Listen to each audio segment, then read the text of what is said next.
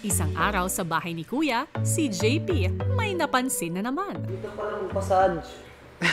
Ito yung massage area, oh. Kaya wala po akong magawa. Lakad-lakad lang po ako. Nakita ko po yung kulay yellow nyo po na parang design po dun sa living room, Kuya. Naisip ako humiga. Pag ganun po. Tapos naisip ko po, Kuya, teka, parang sa mga spa. Sige, masahihin kita dyan. Are you ready, sir? Hindi na po. Sir, ready na ako kayo. Stretching pa lang ako ito, sir. Dahil, ito na mo. Full body massage. Oo, di ba? Ayos ah. Ako next. Ayos kayo, ha? Dalawang tinapay ito, ha?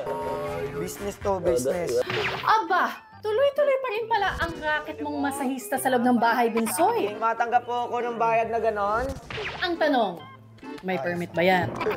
Gandang business to dito ni Kuya. Kompleto sa gamit, ha? Okay, ang magaling po mo si Kuya Bisoy, Kuya. 10 po, Kuya. 10 out of 10 po. Yan yung... Relax lang, sir. Okay na ako kayo, sir. Bubuksan ko na yung likod nyo. Ano ba yung pangalan ng massage center? Yos Nibs pa po, Kuya. Yos Nibs pa. Opo. Di ba Binso yun? Opo.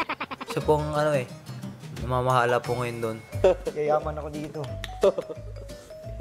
Maya-maya, dumating ang isa pang staff ng Yosnib Massage Center. Uy, dami. Ba, ang hirit sa likod niyan. Double massage, sir. Double massage. Pati pet ko po, nilagyan ng oil po eh. Ang labig po ng pet ko kanina eh. Ang hirit sa puwet niyan.